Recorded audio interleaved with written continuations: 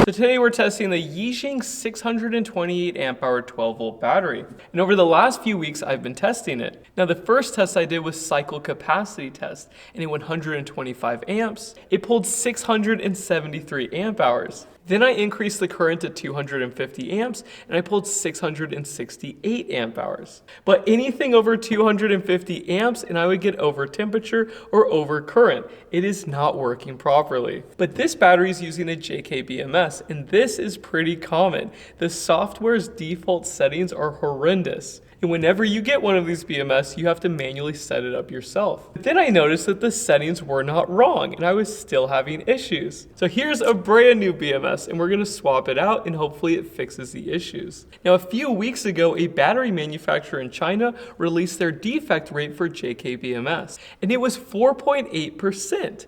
This company always comes out with new versions, new interfaces, but they never seem to fix the default setting issues or hardware defect rate. It is very high. And it seems to be simple stuff, quality control stuff, like the cables. I've had those come defective as well. But once these things actually work, they run for a long time. But man, the quality control is horrible. So anyways, let's swap this out and see if it actually fixes my issues. So the replacement BMS is actually missing a port. They actually sent out two BMSs and they're both missing the port. Oh no, it pulled out the wires. I ripped the plug apart. Luckily we don't need this one. These have different part numbers. This is not the same BMS. This looks like a temperature sensor, but it might be an antenna. Oh, it's just a random wire lead. This BMS has a tab for soldering this wire, but I don't understand what it's for. Maybe this is a new version. They always have new versions, but same problems. It's tough to criticize products when they have a new version every single month. These are high current connections, so we need to make sure they're perfect. We already have an error because the default settings are probably wrong. What do you know? The settings are wrong. 1, 2, 3, 4, 5, 6 is the password. I don't use any of the defaults. You have to go line by line if you want this thing to actually work. Cool, now it's working and the state of charge is working. Usually the charge current is set to 40, but on this one, it actually shows 300. So let's start the test. Let's charge with 300 amps and see what happens. 297 amps, and we're gonna run this until it's full. We got an error, unfortunately. And we've got error number 6. And the error code is charge short current. Is there a short circuit? Maybe there is. Nope, it's fine.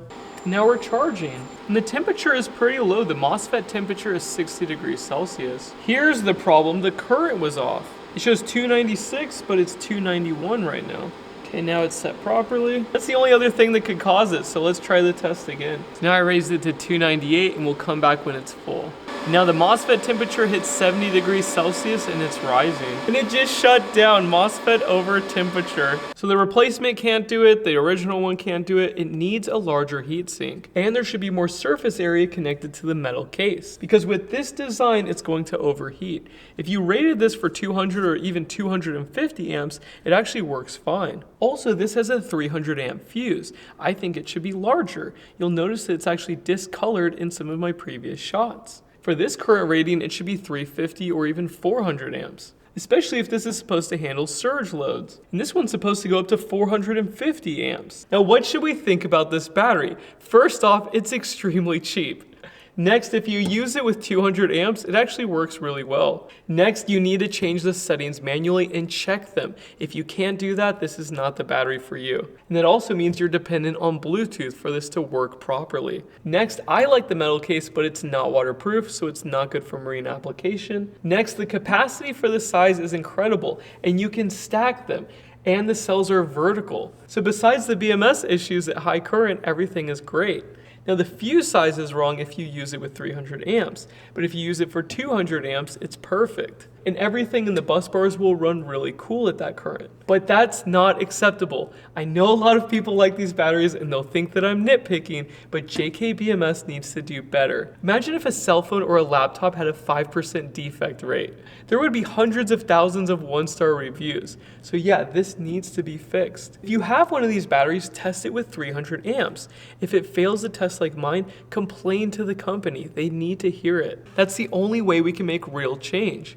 And as long as all of this is made in China, we're going to be begging for improvements because the American companies are way worse than anything in here. So hopefully they fix it. And I say that without political opinion. I hope you liked the video, and I will see you in the next one. Bye.